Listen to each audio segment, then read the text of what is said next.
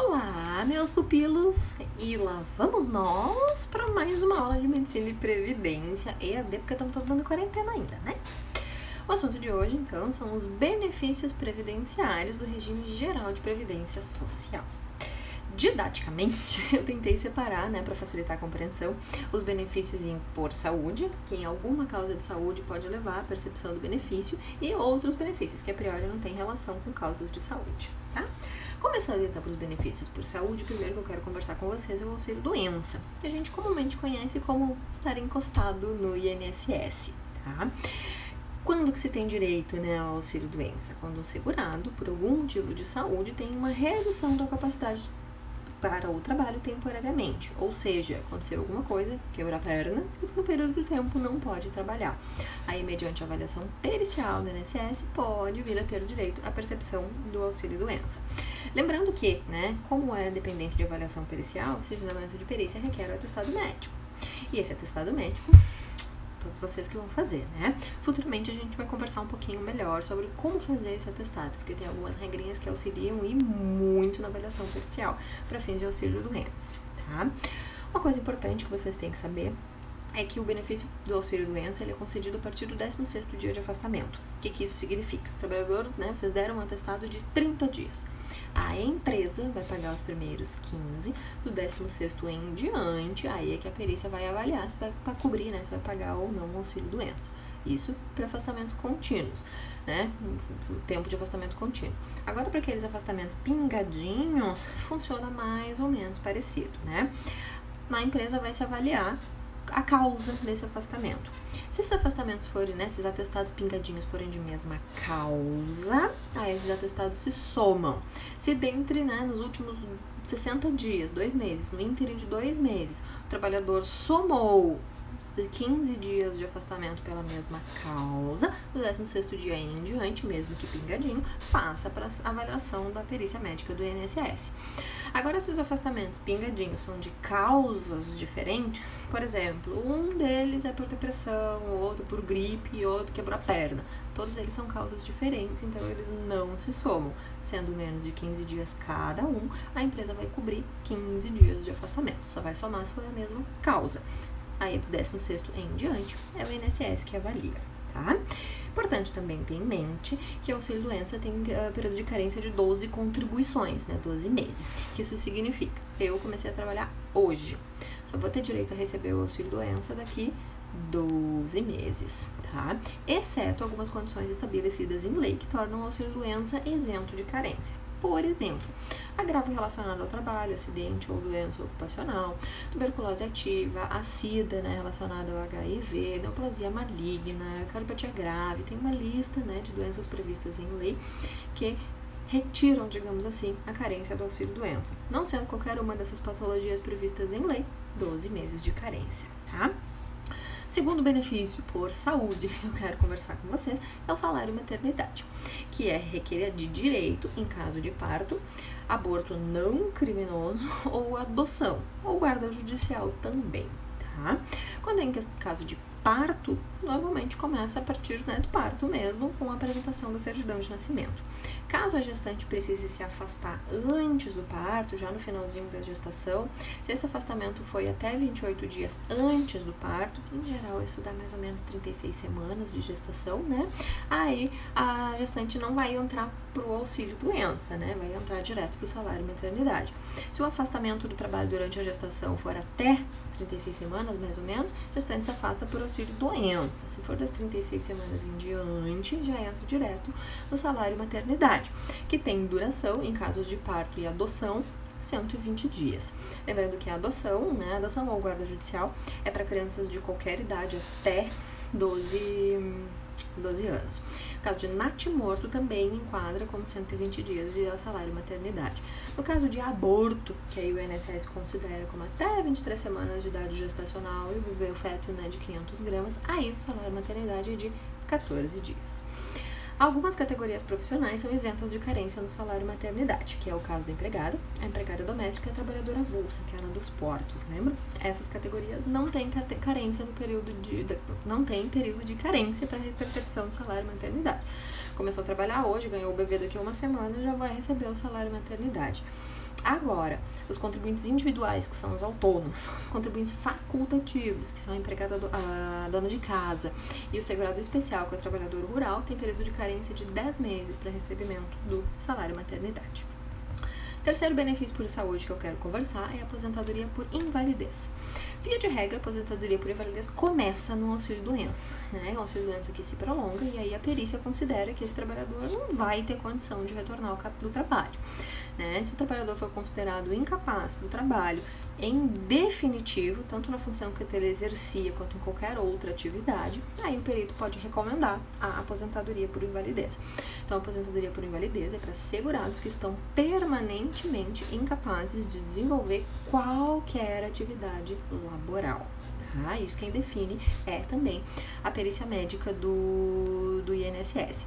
Quando tudo está funcionando bem, né, os aposentados por invalidez devem ser avaliados até 2 anos, mais ou menos, para que o perito decida se persiste incapacidade permanente, e aí se mantém na aposentadoria, se o periciado recuperou em todo ou em parte a sua capacidade para o trabalho, podendo se reverter a aposentadoria por invalidez ou ele ser encaminhado para reabilitação em outra função, tá? Mas a priori, a aposentadoria por invalidez é incapaz permanentemente para o desenvolvimento de qualquer atividade profissional. O outro benefício por saúde que eu quero conversar com vocês é o auxílio acidente. O auxílio acidente é um auxílio de natureza indenizatória para segurados que sofrem acidente de qualquer natureza e que desse acidente resulte uma sequela definitiva e permanente com uma redução permanente da capacidade para o trabalho. Lembrando que, quando a gente fala em redução permanente da capacidade do trabalho, não é uma redução total, o paciente não está inválido. Inválido é a aposentadoria por invalidez. O auxílio do acidente é uma indenização para alguém que ficou com alguma sequela permanente, não impedindo que essa pessoa siga trabalhando, seja na mesma função ou em outra, desde que a perícia configure que existe uma redução permanente da capacidade para o trabalho. Tá? O auxílio acidente não tem período de carência, então eu comecei a trabalhar hoje, me acidentei amanhã, eu já posso, né, ou havendo nessa incapacidade, essa redução da capacidade de receber o auxílio doença. Porém, tem algumas categorias profissionais que não têm direito a esse benefício em situação nenhuma, porque são categorias que não são seguradas, digamos assim, para auxílio acidente, que é o caso do contribuinte individual, né, o autônomo, e do contribuinte facultativo, a dona de casa. Essas duas categorias não têm direito ao auxílio acidente, as demais têm, sem período de carência. Outro benefício que eu quero conversar com vocês também, né, relacionado a benefício de saúde, é a pensão por morte. A pensão por morte é devida aos dependentes de um segurado que vai a óbito. Por dependente, a gente entende o cônjuge, filhos ou enteados menores de 21 anos e, se maior, inválido, irmãos também menores de 21 anos e, se maior, inválido. Tá? Havendo esses dependentes, eles podem solicitar a percepção da pensão por morte, que o valor vai ser dividido entre todos os dependentes. Lembrando que a pensão por morte pode ser solicitada em caso de óbito de segurado ou em caso de desaparecimento, tendo sido decretado judicialmente o óbito de segurado. A duração da pensão por morte é tabelada e varia com a idade do segurado. Para segurados menores de 21 anos, é de 3 anos. Para segurados maiores de 44, é vitalícia, tá? Nos slides eu coloquei a tabelinha com a duração da pensão por morte de acordo com a idade do segurado. Encerrando os benefícios que eu considerei por saúde, passando para outros benefícios que a priori não são relacionados a causas de saúde, quero começar com vocês pelo salário família. Salário família é um benefício pago a segurados de baixa renda por filho menor de 14 anos, tá? Por baixa renda a gente entende renda familiar menor do que o teto para recebimento do Bolsa Família. Então, se essa família, né, está dentro, né, do valor, né, per capita para recebimento do Bolsa Família, pode ter direito ao salário família do INSS, valor pago por filho de até 14 anos. Tá? E o detalhe é que se ambos os pais trabalham e se enquadram dentro dos valores do Bolsa Família, ambos os pais podem receber o salário família do INSS. Outro benefício que eu quero conversar é o auxílio reclusão. O auxílio reclusão é odiado por muita gente, né? E tem muita história, muita falácia em cima do auxílio reclusão. Na prática, né, o auxílio reclusão é um benefício pago a familiares de segurados de baixa renda que tenham sido presos e estejam no momento em regime fechado. Passou por regime aberto também já perde o auxílio reclusão, né? Quem está preso, familiares de quem está preso em regime fechado, tá? E obrigatoriamente tem que ser um segurado de baixa renda. O que isso significa? Né? Que o salário, né, desse segurado tem que ser de até, eu anotei aqui, R$ 1.319,18. Quem recebe R$ 1.320 mensais já não tem direitos familiares a receberem o auxílio reclusão, tá? E esse benefício também é dividido entre todos os dependentes.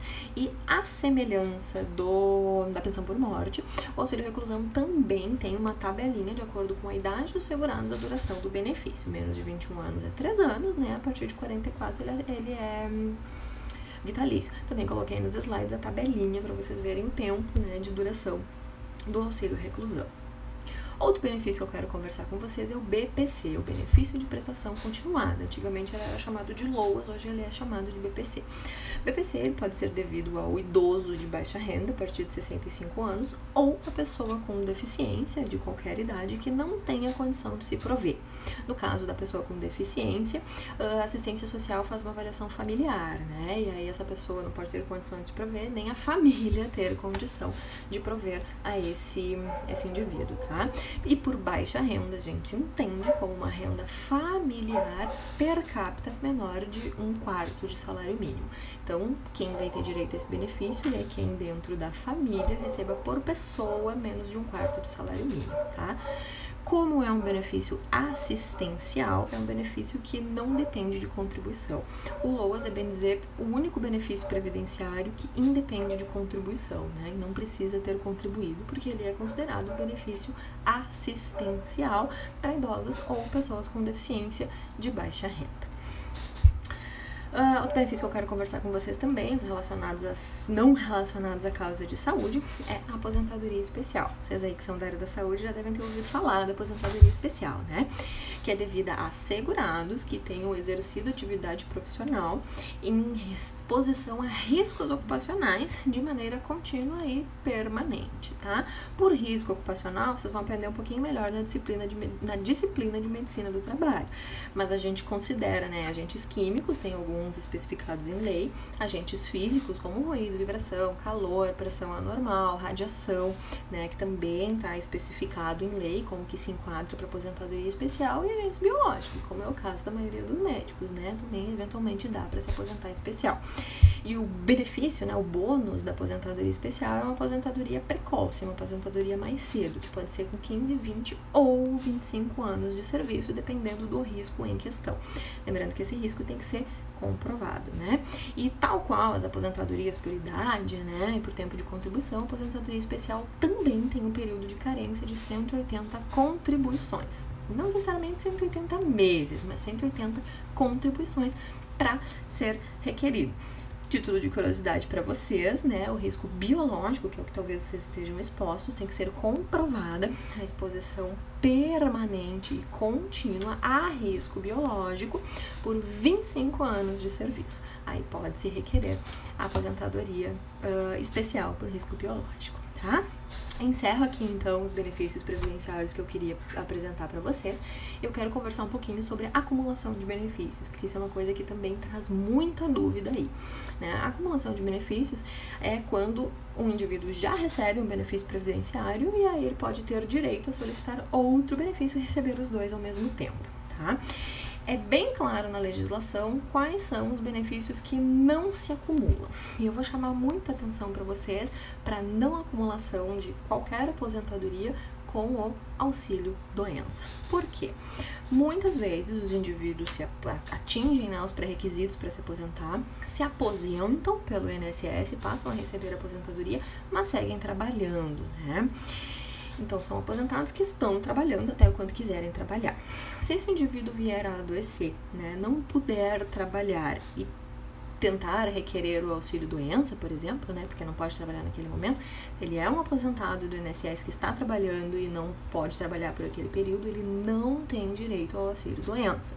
Vai se afastar do trabalho pelos 15 dias iniciais que a empresa é obrigada a pagar, e do 16º dia em diante ele vai ficar só com a sua aposentadoria. Tá? Auxílio-doença e aposentadoria não se acumulam. Então, qualquer aposentado que trabalhe, né, se não puder trabalhar por algum motivo de saúde, não vai ter direito ao auxílio-doença, tá? Coloquei nos slides alguns outros benefícios que também não se acumulam para vocês conhecerem, né? Também chama atenção do auxílio acidente na aposentadoria. Lembrem, né? O auxílio acidente é indenizatório por uma redução da capacidade laboral por um acidente de qualquer natureza. Então, o auxílio acidente vai ser devido enquanto a pessoa trabalhar. Parou de trabalhar e se aposentou, cessa a percepção do auxílio acidente, porque a aposentadoria e o auxílio acidente também não são acumuláveis. A aposentadoria também não é acumulável com outra aposentadoria, né? Não tem como a pessoa se aposentar 2 vezes, digamos assim, mesmo que preencha requisito para uma segunda aposentadoria, não tem direito. Aposentadorias não se acumulam, recebe uma só. Tá? Chama atenção também da pensão, né? Pensões por morte, por exemplo, não se acumulam. Então, vamos supor que o indivíduo, né, perdeu o pai, vai receber a aposentadoria do pai e depois perde a mãe, teria direito, né, à pensão dos dois, nesse caso não tem. Aí o indivíduo tem o direito de escolher qual o benefício que ele quer receber, ou do pai ou da mãe. Em geral, você escolhe maior, né? Mas pensões também não se acumulam, né? Auxílio reclusão também não se acumula. Então, vamos supor uma criança que tem os 2 pais presos, né? Auxílio reclusão também não se acumula, vai receber o benefício de um ou de outro. E eu chamo atenção também para o BPC, o antigo LOAS, benefício de prestação continuada, que é para idoso e deficiente de baixa renda. O benefício não se acumula com qualquer outro benefício previdenciário. O BPC é único, né? Não tem direito à acumulação.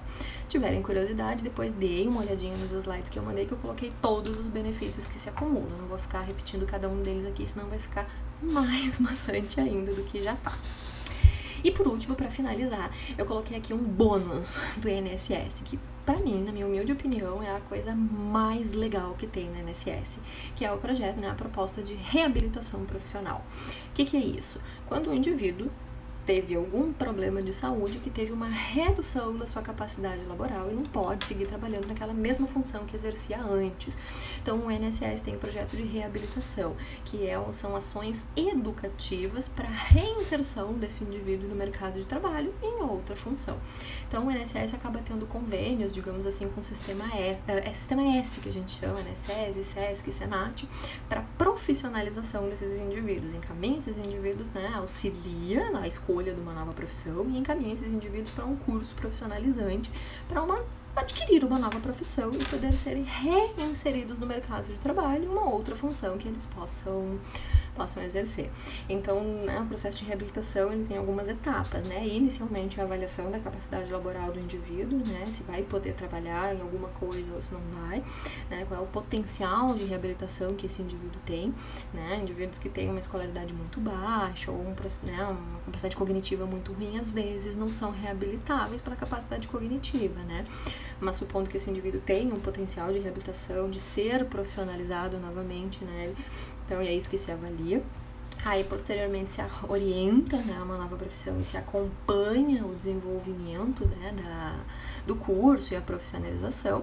E, a partir daí, se procede a reinserção desse indivíduo no mercado de trabalho e em convênios, né? Esses convênios, ou convênios do INSS com empresas para receber reabilitados do INSS, ou as cotas. Vocês devem ter ouvido falar que empresas, principalmente empresas maiores, têm cota para deficiente, né, que pode ser de até 5% do quadro de funcionários.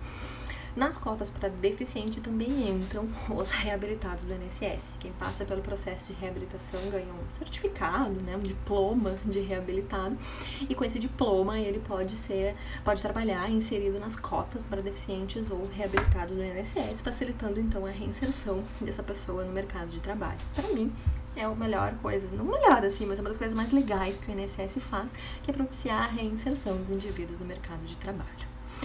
Bem, pessoal, espero que não tenha morrido de tédio. O que eu tinha para hoje era isso, né? Qualquer dúvida, por favor, me procurem, que em qualquer momento eu vou estar à disposição para ajudar vocês.